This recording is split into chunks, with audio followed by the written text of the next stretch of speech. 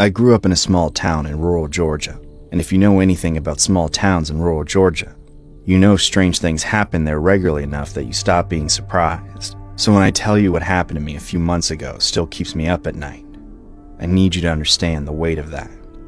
I work nights at a fulfillment warehouse about 30 miles outside of town. It's not glamorous. I scan boxes and load pallets and try to stay awake until 4 a.m. Then I drive home on roads that are almost always completely empty.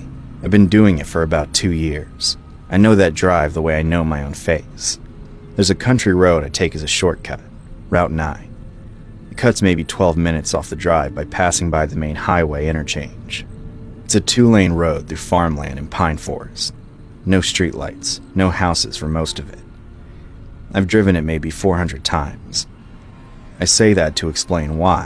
When I noticed the truck parked at the edge of Harlan's field one night, I noticed it immediately. It didn't belong there. It was a white pickup, maybe a mid-2000s Ford, and it was pulled off to the right side of the road with no lights on.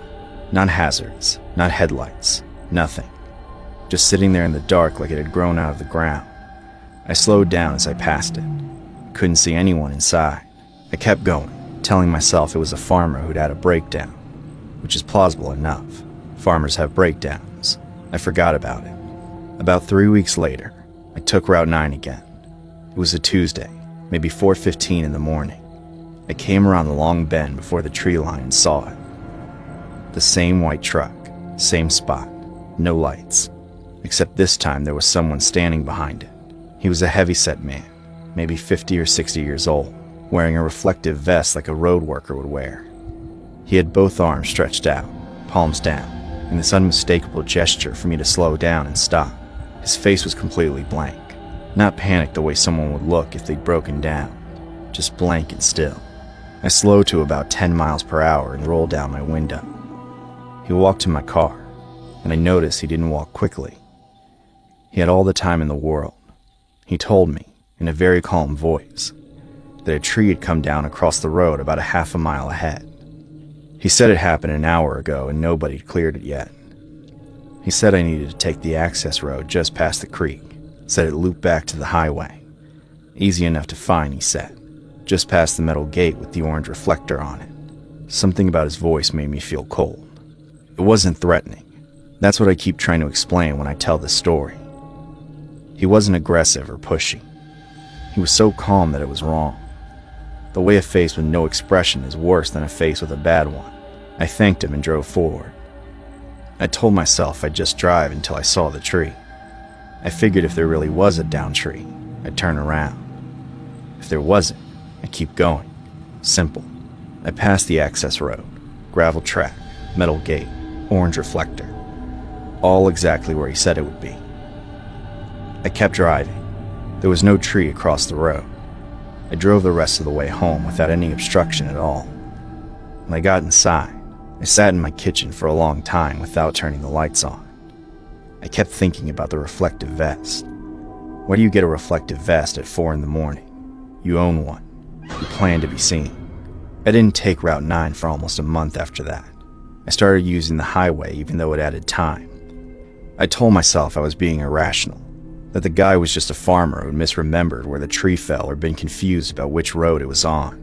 There were 100 explanations. I cycled through all of them and none of them stuck.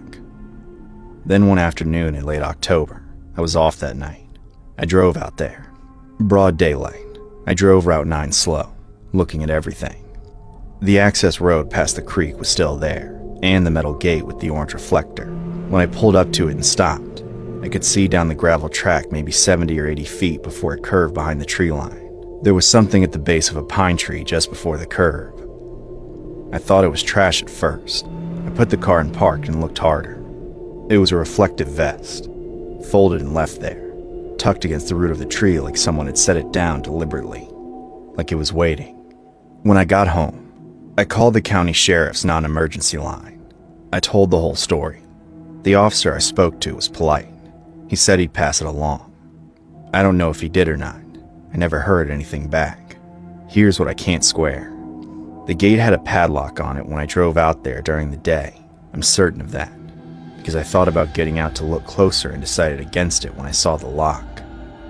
A padlock means either someone owns that property and didn't want people going in, which is normal enough, or someone put a lock on it after the fact. After whatever happened on that road stopped needing to happen. I don't know which it is. I've looked up the property records and that parcel is listed under an LLC with no name attached to it, which isn't unusual, but it isn't exactly comforting either. I still drive Route 9 sometimes. I don't know why. Habit maybe, or some part of me that still wants to understand what I came close to. The white truck has never been back. But every time I pass that gate with the orange reflector, I look down the gravel track as far as I can see. I've never seen anything, but I always get this feeling like something is watching me drive away.